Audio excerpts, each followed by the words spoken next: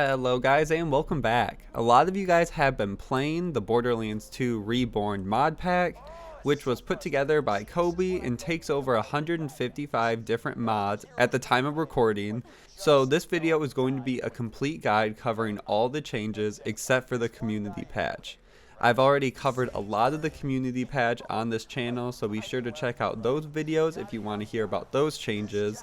If this is your first time seeing Borderlands 2 Reborn, I would also recommend checking out my last video on the topic, then coming back to watch this one, because I cover a lot of basic changes in the groundwork for the patch that I'm just going to glaze over in this one.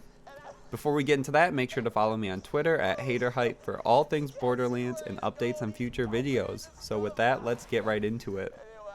Let's first talk about the bigger mods. So as I said, this does contain the unofficial community patch 4.1 and all changes up to that point. But after that, let's cover Aaron's class mod Redux. This mod modifies a large number of class mods to be more balanced, fitting, specialized, or otherwise interesting. And if a class mod replaces skills, it's given a new prefix to look for. So let's first start with Salvador. So any class mod that boosts Inconceivable, boost it now at reduced rates. You can only reach a maximum of 90% to not consume ammo. Beast mods now boost Ain't Got Time to Bleed instead of Just Got Real. Boost explosive damage instead of health capacity. And the new prefix is called Brazen Beast. Devastator mods now boost Inconceivable instead of Fill to the Brim and will be called Perpetual Devastator. Monk now boosts all in the reflexes instead of Sexual Tyrannosaurus. Raider now boosts movement speed instead of assault rifle accuracy. Renegade now boosts divergent likeness instead of all I need is one, which is now the pragmatic Renegade. Titan now boosts Sexual Tyrannosaurus and Ain't Got Time to Bleed instead of Out of Bubblegum and I'm the Juggernaut, which is now the Altered Titan and Brazen Titan. War Dog now boosts Inconceivable instead of Fill to the Brim. New prefix is Perpetual War Dog. And the Legendary Berserker mod now boosts Melee Override cooldown, Action Skill cooldown time, Melee damage, Incite, Keep It Piping Hot, all in the reflexes, Yippee-Ki-Yay, I'm the Juggernaut, and Asbestos. Those are all the changes for Salvador. Now let's move to Axton. The first change is Rifleman. It now boosts Assault Rifle critical hit damage instead of magazine size. Tactician now boosts Pressure and Quick Charge instead of Battlefront and Resourceful. New prefixes are Juice Tactician and Security Tactician. Veteran now boosts Ready instead of Last Ditch Effort, and is now the Warfare Veteran. Obviously not that many changes for Axton, just those three. Now let's move to Zero. First change is for the Infiltrator, now boosts Rising Shot and Follow Through instead of Unforeseen and Iron Hand. New prefixes are Disturbed Infiltrator and Shadow Infiltrator. Ninja now boosts Follow Through instead of Resurgence and is now the Swift Ninja. Professional now boosts Grim and Fast Hands instead of Ambush and Two Fang. Grim Professional and Willy Professional are the new prefixes. Rogue now boosts Innervate instead of Like the Wind. Shot comms now boost One Shot, One Kill, Two Fang, and Rising Shot instead of Optics, Precision, and Kill Confirmed. New prefixes are One Shot, Unequaled Shot, and Disturbed Shot. The Sniper comms now boost Killer instead of Precision, and are called the Sniper. Spy now boosts Grim instead of Velocity, and is now the Grim Spy. Stalker now boosts Innervate instead of Counter-Strike. New prefix is Excited Stalker. Survivor now boosts Grim and Fearless instead of Ambush and Rising Shot. It's now the Grim Survivor and Unpredictable Survivor. And finally for Zero, the Legendary Sniper comm now boosts Killer and Kill Confirmed instead of Precision and Fast Hands. It also replaced Sniper critical hit damage with slow Sniper Rifle ammo regeneration. Next character we have to break down is Maya. First is her Banshee comms. Now boost Accelerate and Quicken instead of Immolate and Backdraft. It also boosts Fire Rate and Reload Speed instead of Shield Recharge Rate and Shield Delay. The new prefixes are Wild Banshee and Consistent Banshee. For her Binder comms, it now boosts Wreck instead of Reaper. The new prefix is Scheming Binder. For her Cleric mods, they now boost Foresight instead of Restoration. For Fox, they now boost Immolate and Backdraft instead of Helios and Blight Phoenix. It also now boosts incendiary damage instead of burn damage. New prefixes are Unyielding Fox and Scorched Fox. The Matriarch comms now boost Reaper instead of Sustenance. The new prefix is Cunning Matriarch. Warder now boosts Inertia instead of Recompense. It boosts shield recharge rate as well and is now the Guarded Warder. For the Witch, it now boosts Suspension instead of Helios. It also boosts Corrosive damage instead of Chance and DOT damage. The new prefix is Chrono Witch. And finally, for her legendary nurse mod, it now boosts life tap instead of sustenance. Now we move on to Gauge. First is her Anarchist. It now boosts Unstoppable Force, Typecast Iconoclast, and Pre-Shrunk Cyberpunk instead of Fancy Mathematics, Death from Above, Annoyed Android, and the new prefixes are Punkish Anarchist, Iconic Anarchist, and Unstoppable Anarchist. Next for her Catalyst comms, it now boosts more pep and electrical burn instead of Shockstorm and Wires Don't Talk. New prefixes are Peppy and Scorching. For her Roboteer comms, it now boosts 20% Cooler and Annoyed Android instead of Made of Sterner Stuff and Potent as a Pony. New prefixes are Cool Roboteer and Swift Roboteer. Next is her Technophile. It now boosts Unstoppable Force and Myelin instead of Strength of 5 Gorillas and Interspersed Outburst. New prefix is Unshockable and Unstoppable. Her Zapper mods also changed. It now boosts Shock Storm and Interspersed Outburst instead of Electrical Burn and more pep. So it actually boosts shock damage instead of shock status effect damage, even though the UI doesn't represent that. And the new prefixes are Ionized and Manic. Next for her Jill of all trades, it now boosts general gun damage, but it is reduced, and magazine size instead of just for exclusively assault rifles. For her Necromancer comms, it now boosts Unstoppable Force and Typecast Iconoclast instead of Made of Sterner Stuff and Strength of 5 Gorillas. For the legendary Necromancer, it now boosts Accuracy, Magazine Size, and Shield Capacity instead of Action Skill Cooldown. For the legendary Anarchist, it now boosts Pre-Shrunk Cyberpunk instead of Myelin. And for legendary Catalyst, it now boosts Shock Storm instead of Electrical Burn. And it also boosts shock damage.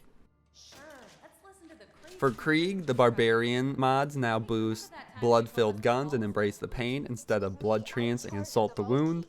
For Crunch mods, it now boosts Embrace the Pain and Blood-Filled Guns instead of Taste of Blood and Blood Trance. New prefixes are Pain and Full.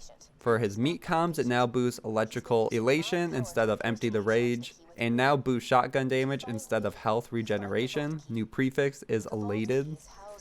Reaper now boosts Fire Fiend instead of Fuel the Fire. The new prefix is Burnt.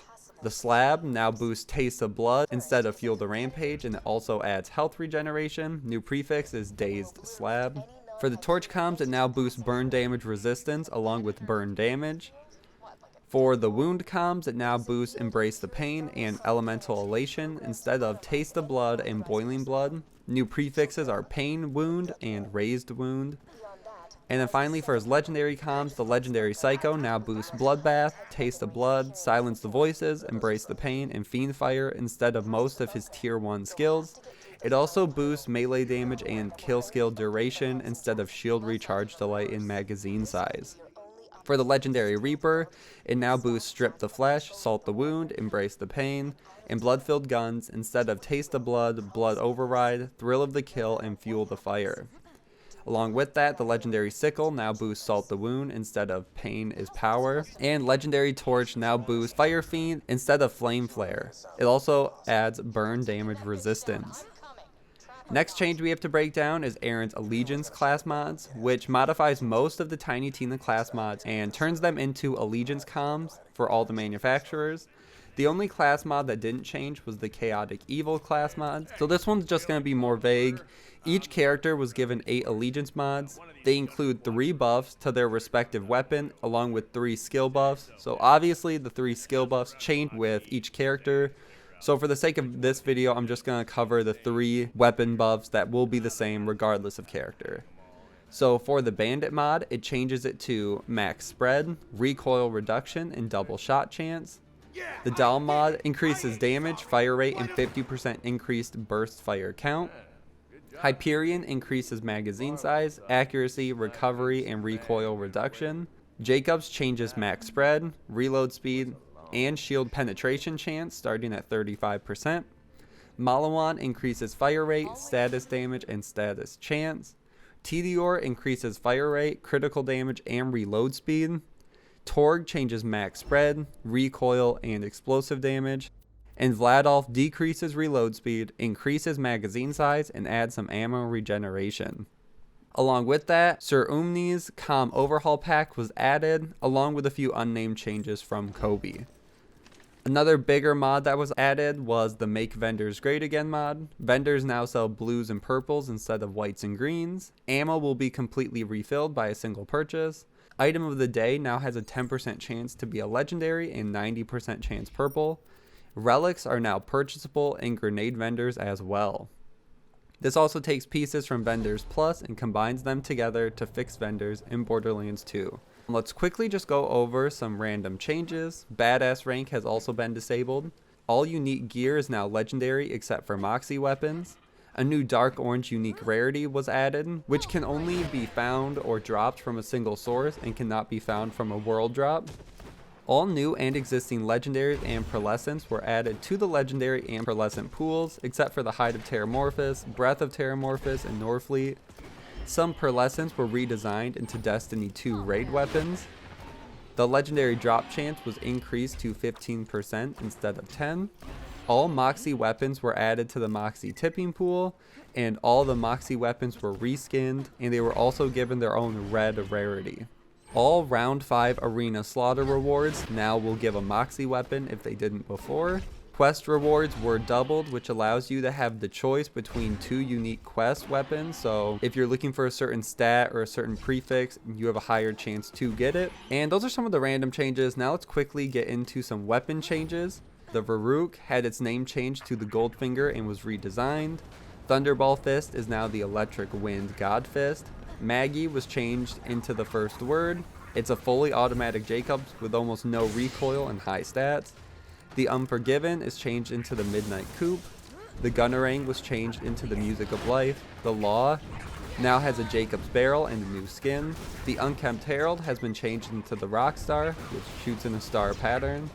The Lady Fist has been changed into the Silver Wing, which shoots in a pattern of an upside down V.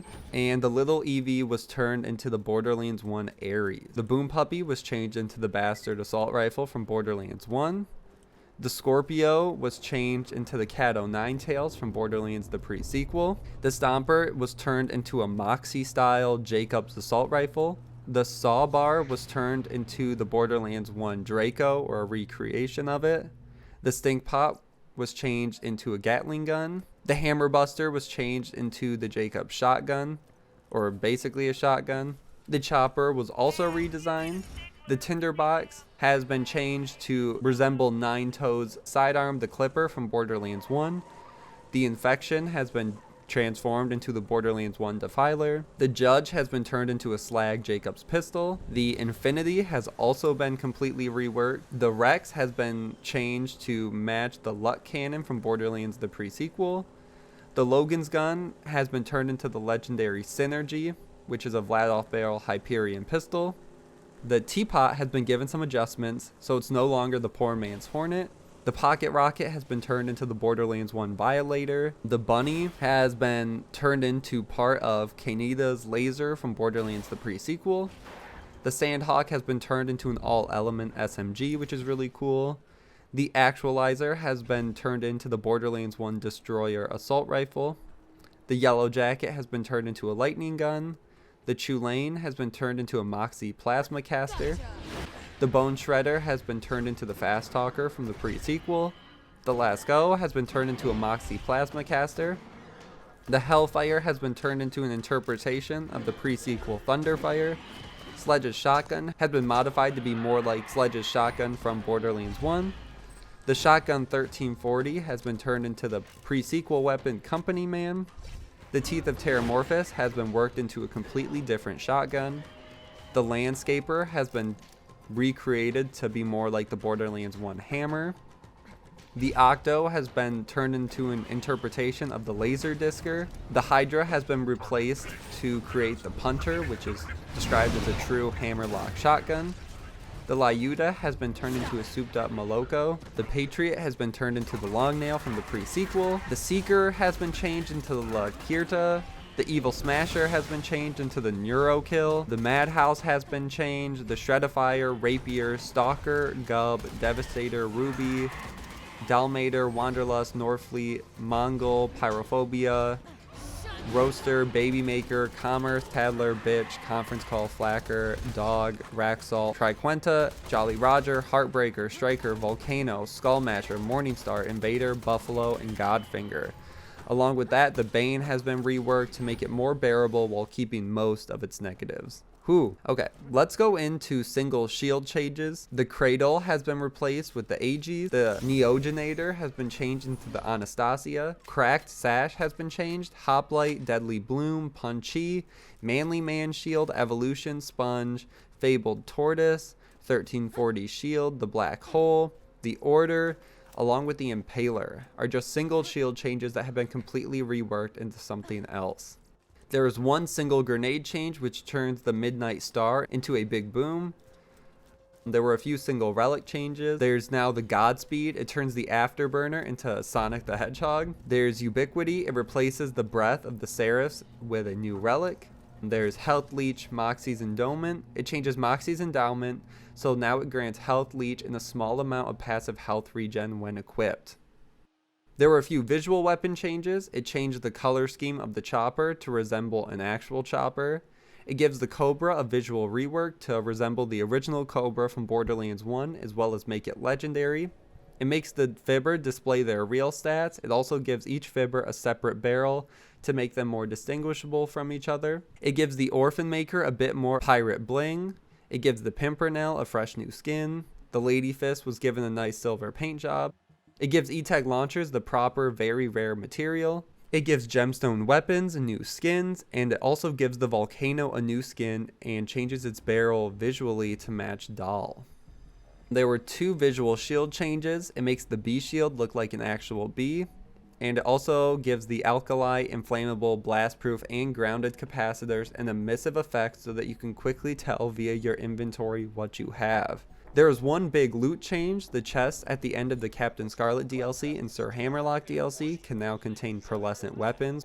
For gameplay changes, it increased the badass enemy spawn rate by 100% in True Vault Hunter mode and Ultimate Vault Hunter mode. And there's now also a 500% increased option in the option category, so you have to turn that on manually. It just won't be on by default. You can now open the golden chest in Sanctuary with Iridium. Jack will now mock you when you die instead of the Hyperion voice. The crit will no longer fly out of your hands when you're using it. UVHM Plus will be in effect, which gives enemies double shield recharge rate. Improves world drop loot pool so that you have a better chance for blue, purple, and legendary weapons and see less white. On top of that, it increases badass health and shields by 50%. Reduces dot buff to plus 150% instead of plus 250. And increases Malawan, SMG, and pistol dot damage to compensate. It also reduces enemy gun damage and dot damage a bit to compensate for much better guns and frequent dots. UVHM RB. It adjusts enemy shields to warrant the use of shock more often. Slag no longer increases damage output by 200 to 300%. Now it only increases damage output a little while applying other debuffs to enemies. The debuffs last 10 seconds and include a damage over time. Along with that, the manufacturer sorted vending machines. It sorts all manufacturers and changes in some of its UI. Just more broad brand changes. For the Bandit brand, all Bandit guns now sport an extra shot chance based on gun type to synergize with their massive magazines. For Doll, it standardized Doll burst count among common weapons to reduce part dependency, and it also buffs underperforming gun types. For Hyperion, it alters multi-barrel shotgun barrels to improve usability with Hyperion shotguns. For Jacobs, it makes Jacobs assault rifles fully automatic and reworks the elephant gun. For Malawan, all Malawan products, excluding sniper rifles, receive quality of life changes, or in the case of rocket launchers, a substantial redesign. All TDR weapons have received a redesign and combat tweaks. It alters Torg weapons to improve the quality of life issues. It rebalances several guns in the Vladolf brand to make them more competitive or more reasonable. Now if we move to some secondary gear overhauls, there were better grenade tweaks. It gives grenades unique and improved effects. There was a relic overhaul, redesigns most relics in-game to increase the competitiveness and variability. There were better bones. It gives 2 out of 3 of the bones of the ancients a second element to boost. There was a shield behavior overhaul. It buffs most shield types, sometimes majorly, to improve overall usability and help specialized or common shields compare with the generalized and unique or better ones. There was also shield stat tweaks. Tweaks shield parts to bring the average quality of randomly generated shields up. Some weapon gear overhauls. There was a prefix rework. It gives some weapon prefixes more unique and buffered effects. There were better sights and stocks. Old Hyperion. It brings back some old gold from Borderlands the pre-sequel in the form of old rare Hyperion weapons. There are burst fire rockets. It replaces the accuracy accessory of rocket launchers and changes it to give the rocket launcher a 3-round burst fire at the cost of reduced damage and accuracy. There's double anarchy. Changes the accuracy accessory of SMGs into the double accessory from Borderlands 1. Changes bandit barrels to be similar to the anarchy barrels from Borderlands 1. And together they form double anarchies. There's speed shotguns. It replaced the shotgun shell accessory of shotguns and changes it to boost movement speed instead of general boost to stats. There's assault shotguns. It changes the normal Hyperion barrel to be similar to Borderlands 1 assault shotguns, as well as give them a new title. Borderlands 1 rockets. It changes the rocket launchers to be similar to Borderlands 1 rocket launchers. There's Gearbox Guns Plus. It spruces up Gearbox guns and the basic repeater. There's lubricated spin gun barrels. Make spin gun barrels spin longer after releasing the trigger. There's Jacob and Torg E-Tech weapons. Allows Jacobs and Torg weapons to spawn with E-Tech barrels. There's Gemstone E-Tech weapons. It allows gemstones to spawn with E-Tech barrels. There's E-Tech pistols remastered. It overhauls the darts into a more useful form and replaces spikers with a new type of weapon, the plasma pistol. There was revolver changes. It changes the Jacobs, Malawan, and Torg pistols to behave like the revolvers of Borderlands 1. There are now spitters. It reimagines splat guns into spitters from the pre-sequel. There is also tough assault rifles. It replaces the foregrip accessory of assault rifles, changes it to boost damage resistance by 35% instead of recoil reduction. And finally, there was a vertical grip fix. It adjusts the vertical grip so that it gives 40% more projectiles instead of the flat +2 projectiles for 1 more weapon shot cost. A few more quality of life changes. First, changes the barrel tactician to be the default catch-a-ride choice. Cutscene disabler. It removes cutscenes from the game. The elephant gun was changed and given the Jacobs barrel to give it proper ADS. There was the fast travel portal disabler. The game will no longer blind you when you transition between some levels. There's the medical mystery blaster fix. Makes the medical mystery blaster able to spawn with scopes and elements. And let's go into a few other loot and quest changes. Better quest. Any quest has a chance to give you gear above green level up to a legendary and separates quest rewards into tiers. There's also the gemstone loot pools. It equalizes gemstone weapon type probability, so pistols are not overwhelmingly more common than others. Also adds a chance for Tiny Tina dice roll chests to contain a gemstone weapon. And finally, quest fixes. Makes a few quests less tedious to complete. Let's close out with some enemy changes. There's the enemy enhancer. It gives enemies better guns as your OP level goes up. Enemies may spawn with blue, purple, E-Tech, even red tech, unique, seraph, legendary, pearlescent guns, and you will rarely see enemies using white or green on OP8. Some enemies may spawn with blue, purple, legendary, and some red tech shields, and makes enemies roll faster and stagger for a shorter duration. It also doubles turret and death trap health and makes it unslaggable. There's also the guaranteed Black Queen. It makes the Black Queen always spawn when farming. It guarantees Pomone and Toomba. It makes Pomone and Toomba always spawn. There's Jimmy Jenkins into a small boss if you find him. Turns loot loaders into loot midgets. There are more chubbies. They will now spawn at increased rates. More rare midgets. Increase the rare midget spawn chance. So the loot midget Goliath, loot midget Psycho. No grenade resistance. It removes the grenade resistance from some enemies. No more enemy bullet reflection. Getting punished for trying to do the thing you're supposed to do sucks, is what the caption says. Respawning enemies and allies. Makes enemies and allies respawn when leaving and entering one area, which means that you can just keep farming by leaving and entering, which is nice. Saturn's crit spots.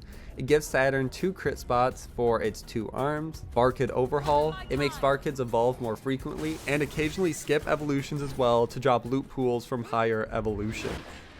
And finally, there were some world changes. There's better progress in Digistruct Peak. Adds a lot of automatically opened red chests to Digistruct Peak.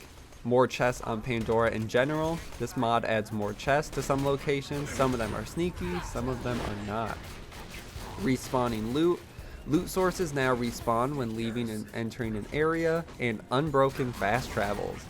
Turns one-way fast travels into normal fast travels, such as the bunker. Alright guys, so that was the complete changelog for Borderlands 2 Reborn.